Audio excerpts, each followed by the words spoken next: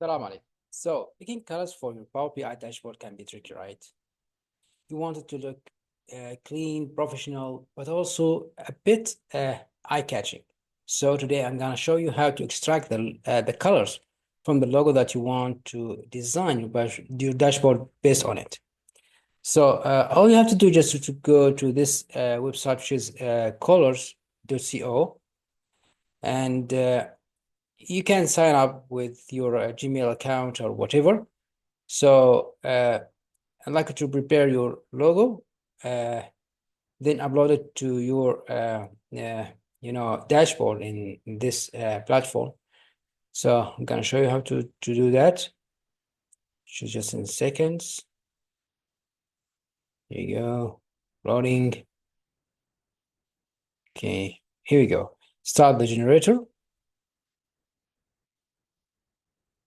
After that, just go to uploading picture. We're gonna have it in a minute, in seconds, inshallah. So here we go. Just go to this, create palettes from a photo. So just upload the picture. Here we go. Just have it here in the downloads file. I'll upload the logo that I want to design my dashboard based on it.